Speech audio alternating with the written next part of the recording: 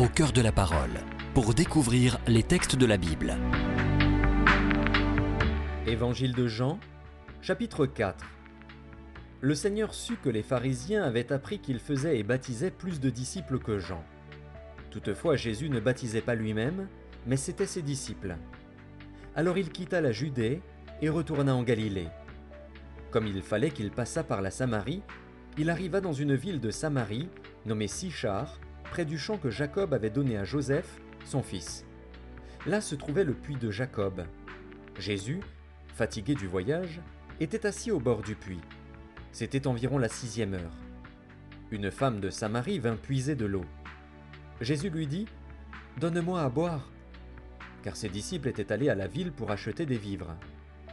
La femme samaritaine lui dit : « Comment toi, qui es juif, me demandes-tu à boire, à moi qui suis une femme samaritaine ? Les Juifs, en effet, n'ont pas de relation avec les Samaritains. » Jésus lui répondit : « Si tu connaissais le don de Dieu et qui est celui qui te dit : Donne-moi à boire, tu lui aurais toi-même demandé à boire, et il t'aurait donné de l'eau vive. » Seigneur, lui dit la femme, tu n'as rien pour puiser, et le puits est profond. D'où aurais-tu donc cette eau vive ? Es-tu plus grand que notre père Jacob, qui nous a donné ce puits, et qui en a bu lui-même, ainsi que ses fils et ses troupeaux ? Jésus lui répondit : « Quiconque boit de cette eau aura encore soif.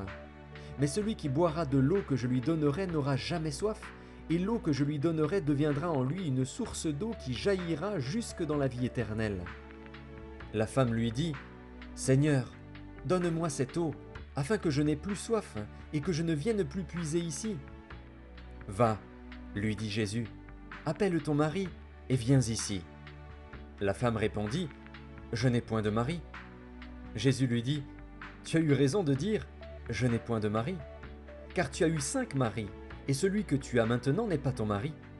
En cela tu as dit vrai. » « Seigneur, lui dit la femme, je vois que tu es prophète. Nos pères ont adoré sur cette montagne, et vous dites, vous, que le lieu où il faut adorer est à Jérusalem. Femme, lui dit Jésus, crois-moi, l'heure vient où ce ne sera ni sur cette montagne ni à Jérusalem que vous adorerez le Père. Vous adorez ce que vous ne connaissez pas. Nous adorons ce que nous connaissons, car le salut vient des Juifs. Mais l'heure vient, et elle est déjà venue, où les vrais adorateurs adoreront le Père en esprit et en vérité, car ce sont là les adorateurs que le Père demande. Dieu est esprit, et il faut que ceux qui l'adorent en esprit et en vérité. La femme lui dit : « Je sais que le Messie doit venir, celui qu'on appelle Christ. Quand il sera venu, il nous annoncera toutes choses. » Jésus lui dit : « Je le suis, moi qui te parle. » Là-dessus arrivèrent ses disciples, qui furent étonnés de ce qu'il parlait avec une femme. Toutefois, aucun ne dit : « Que demandes-tu ? » ou « De quoi parles-tu avec elle ?» Alors la femme, ayant laissé sa cruche, s'en alla dans la ville et dit aux gens : « Venez voir un homme qui m'a dit tout ce que j'ai fait. Ne serait-ce point le Christ ? » Ils sortirent de la ville et ils vinrent vers lui. Pendant ce temps, les disciples le pressaient de manger, disant : « Rabbi, mange !»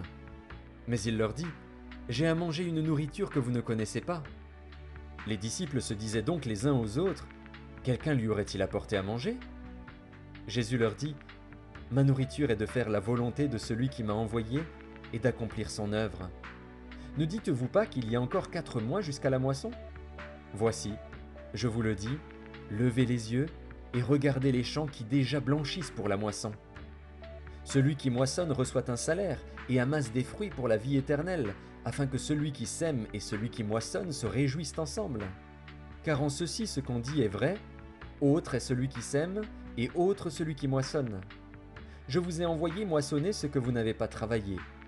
D'autres ont travaillé, et vous êtes entrés dans leur travail. » Plusieurs Samaritains de cette ville crurent en Jésus à cause de cette déclaration formelle de la femme : « Il m'a dit tout ce que j'ai fait. » Aussi, quand les Samaritains vinrent le trouver, ils le prièrent de rester auprès d'eux.